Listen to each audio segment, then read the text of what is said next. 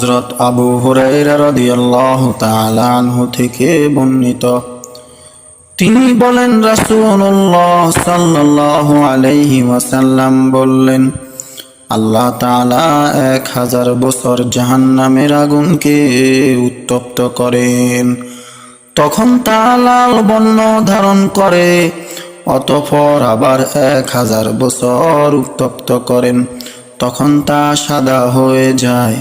এরপর পুনরায় 1000 বছর উত্তপ্ত করেন, তখন তা কালো বর্ণ ধারণ করে, আর তা রাতের আঁধারের মতো ভীষণ কালো হয়ে যায়।